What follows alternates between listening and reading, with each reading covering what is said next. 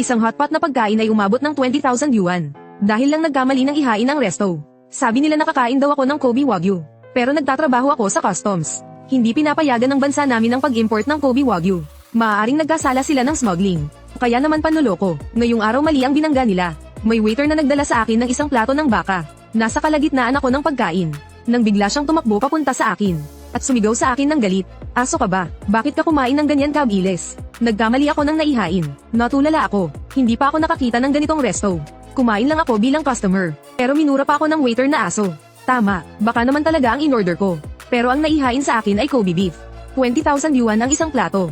Wala akong nakitang pagkakaiba. Hindi ba pareho lang na baka? Nagsisinungaling ka. Sigurado akong napansin mo iyon. Naisip mong nakatipid ka kaya minadali mong kainin. Wala kang hiya. Maghintay ka. Nakita kong pumunta ang waiter para tumawag ng iba. Hindi ko napigil ang mapangiti. Ang napakalaking swerte ay kusap ang dumating sa akin. Taga-customs ako. Alam kong hindi talaga pinapayagan ng bansa ang pag-import ng Kobe Wagyu. Ang restong ito maaaring nagkasala ng smuggling.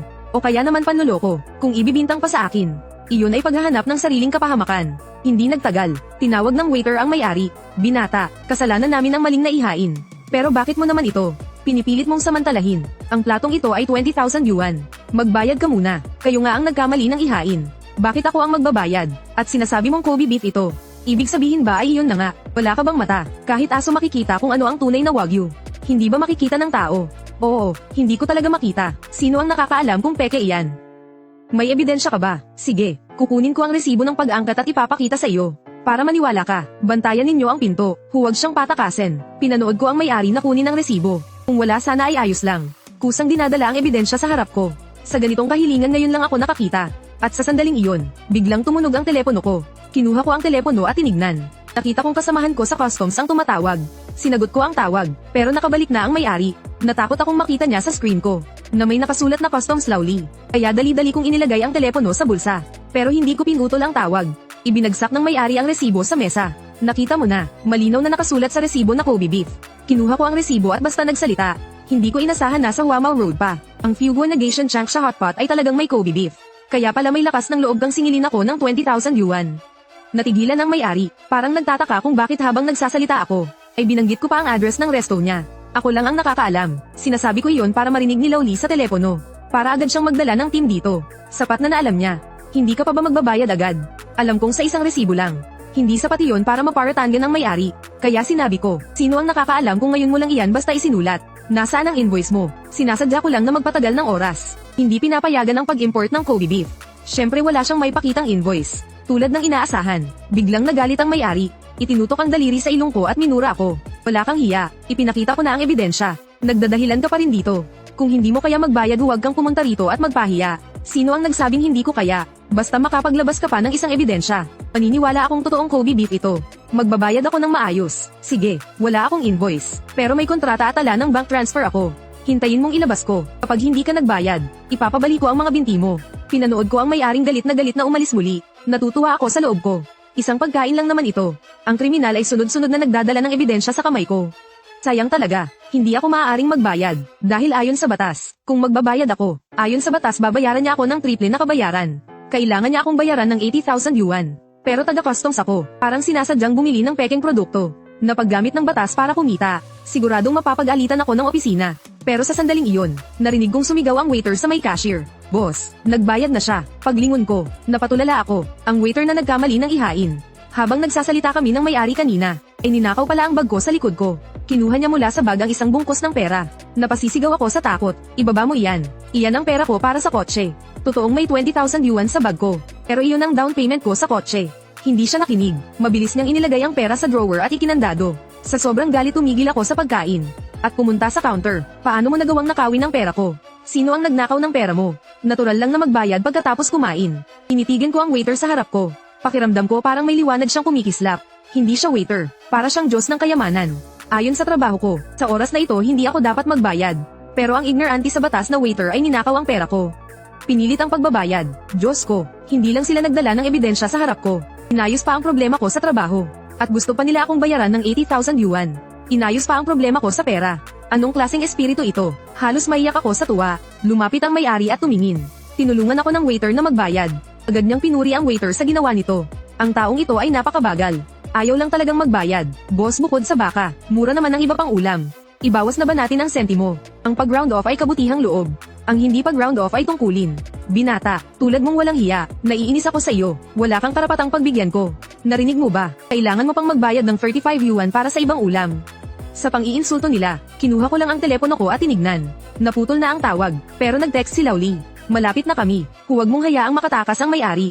Hindi ko napigil ang ngumiti. Pagkatapos, inilagay ko ang telepono at bumalik sa upuan. Boss, hindi mo ako gusto, pero gustong-gusto kita. Hindi pa ako busog. Pakidagdagan pa ng isang plato ng Kobe beef. Nabigla ang lahat ng naroon sa sinabi ko. Para nila akong tiniting ng baliw. Hoy bata, anong kalokohan ang ginagawa mo sa akin? Kanina ayaw mong magbayad at ang bagal mo. Ngayon gusto mo pa ng isa pang plato. Noong una akala ko niloloko mo ako. Kaya ako naging emosyonal. Ngayon alam ko ng Kobe beef iyon. Kaya pala napakasarap. Hindi ba pwedeng umorder pa ako ng isa? Huwag mo akong paikutin. Sabihin mo kung ano talaga ang balak mo. Kanina sinabi ninyong hindi ko kaya magbayad. Hindi ako masaya ngayon. Kailangan kong patunayan na kaya ko. Sabihin mo kung maghahain ka o hindi. Nagpakita ng pag-aalinlangan ang mukha ng may-ari. Parang hindi niya maintindihan ang intensyon ko. Boss, nakita ko siyang naglaro ng telepono kanina. Baka may tinawag na tao. Sa isang iglap, lalong naging marahas ang ugali ng may-ari. Kaya pala napakayabang mo. May tinawag ka palang tao. Natural lang na magbayad kapag kumain. Pakikipagpaligsahan ka ba sa dami ng tao? Inutusan ng kusina na maghiwa pa ng isang plato ng karne. At magbantay sa pintuan na may hawak na panakot. Kung sino mang manggulo ay turuan ng leksyon. Opo, boss, bata, sa lugar ko gusto mong magdala ng mga kaibigan para manggulo. Talagang hindi mo alam ang kapahamakan. Salamat sa pagbibigay ng 20,000 na hindi pa sapat. Pinipilit mo pang bigyan ako ng 40,000. Hindi pa rin naiintindihan ng may-ari. Ako dapat ang magpasalamat sa 80,000 na ibibigay nila. Boss, paano mo nasasabi iyan? Gusto ko lang talagang kumain pa. Mas mabuti pang huwag kang maglaro ng kung ano-ano. Nasaan ang perang ibinayad niya kanina? Ibigay mo sa akin. Ide-deposito ko agad sa bangko. Boss, ibig mong sabihin nagpapanggap lang siyang kumain. Pero ang totoo gusto niyang nakawin pabalik ang pera. Tingnan mo kung paano niya ako tinititigan ng palihim. Siguradong ganoon nga, mukha naman siyang pulubi. Ngayon gumastos siya ng 20,000 yuan. Siyempre iisipin niyang nakawin niyon pabalik. Ibigay mo sa akin ang pera. Ide-deposito ko na ito agad. Nakita kong kinuha ng boss ang pera at aalis na. Naalala ko ang sinabi ng mga kasamahan ko sa customs. Huwag siyang hayaang makatakas. Bigla akong kinabahan. Agad akong tumayo at pumunta sa counter. Hindi ka pwedeng umalis. Aba bata, alam ko nang gusto mong nakawin pabalik ang pera. Kaka-deposito ko pa lang sana. Hinabol mo na ako agad. Paano nagkaroon ng tulad mong kasuklam-suklam? Buti na lang at nakita agad ng boss namin.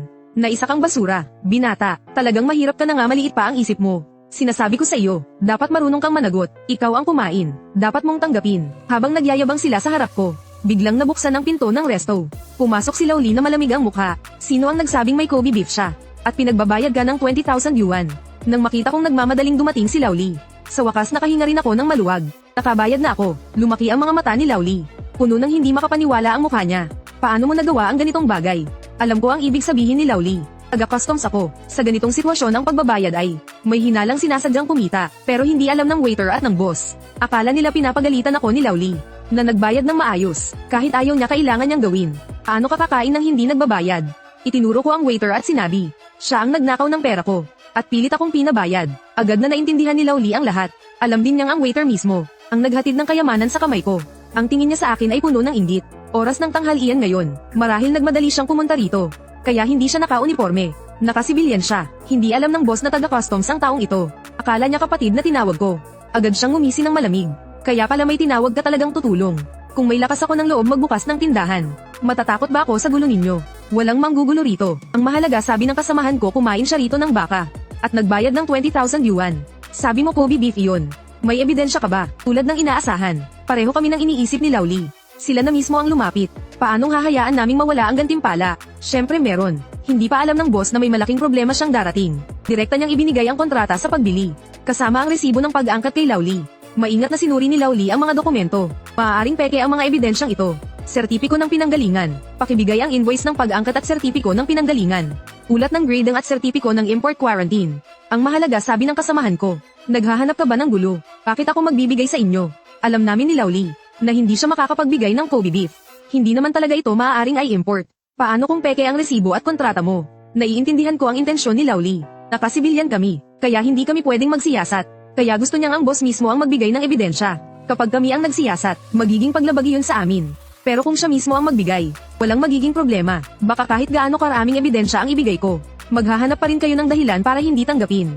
Seryoso ang mukha ni Laulie. Basta makapagbigay ka pa ng isa. Maniniwala akong totoo ka. Sige, ipapakita ko sa inyo ng malinaw.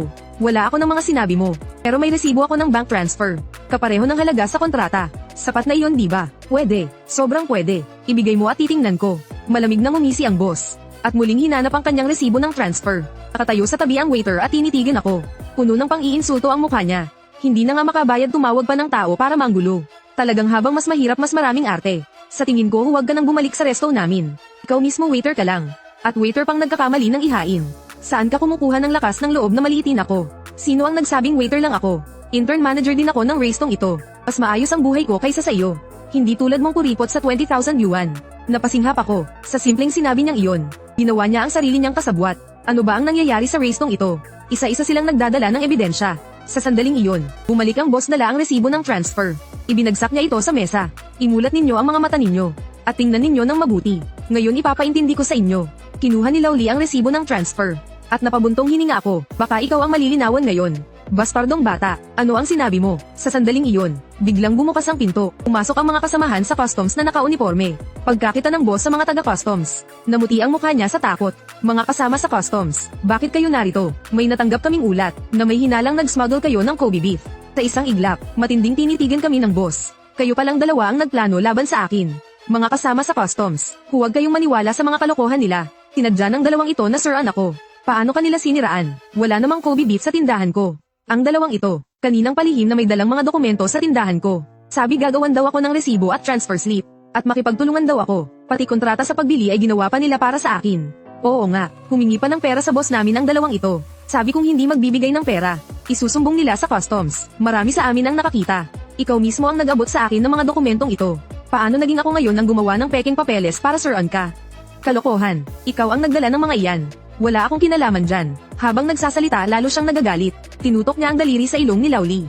Walang hiya, mga kasama sa customs. Sa mukha pa lang ng taong ito hindi na siya maayos. Bigyan ninyo ako ng hustisya. Tiningnan ng mga kasamahan ang boss at waiter. Parang tumitingin sa baliw. Kailangan may ebidensya ang sinasabi mo. Kaya mo bang panagutan ang mga sinabi mo? Kaya mo ba? Oo, kaya ko. Biglang inilabas ng boss ang kanyang ID. At inilagay sa harap ng dibdib niya. Maaari akong magreklamo gamit ang tunay kong pangalan. Isusugal ko ang sarili kong reputasyon. Pagpasok pa lang ng dalawang ito ay siniraan na ako. Oo nga, handa rin akong tumstigo gamit ang tunay kong pangalan para sa boss. Nagmamadaling sumingit ang waiter na nagkamali ng ihain. Inilabas din niya ang sarili niyang ID. At tumayo sa tabi ng boss. Mag-video lang kayo. Handa kaming managot sa mga sinabi namin. Napabuntong hininga ako ng malalim. Ano ba talaga ang problema ng restong ito? Hindi lang sila kusang nagdadala ng ebidensya. Ngayon may hinala pang paninirang puri. Ang CCTV ang magpapatunay kung totoo o kasinungalingan ang sinasabi ninyo. Sira ang CCTV ng tindahan namin nitong mga araw. Pero marami kaming saksi rito. Lalong nagliyab ang galit sa puso ko. Kung hindi kami taga-customs, kundi ordinaryong mamamayan lang na kumain dito, paano namin ipagtatanggol ang aming karapatan? Inaapi nila ang mahihinang ordinaryong tao dahil sa dami nila. Kapag hindi mo napatunayan ang sarili mo, kahit mauwi sa parehong talo, hindi alam kung gaano karaming oras at lakas ang masasayang. Sa pag-iisip na iyon, lalo kung kinamuhian sila mismo ang lumapit. Hindi nagatubili ang mga kasamahan ko. Isang kasamahan ang naglabas ng telepono at nagvideo. Inuha na ng ebidensya ng paninirang puri nila. Kayong dalawa ang mananagot sa batas sa mga sinabi ninyo. Tama ba? Handa kaming managot. Sila ang pumasok sa tindahan para siraan ako. Nang makita ang dalawa na matigas ang ulo, napailing si Lowly. Hindi ko akalain. Ako pa ang naging naninira. Napangiti ang lahat kay Lowly. Sinasabi mong peke ang mga dokumentong ito. Tama ba? Oo, ang mga empleyado ng tindahan ko ay mga saksi. Hindi ako sisuko sa mga taong tulad nilang Siga. Lahat ay napabuntong hininga ng malalim.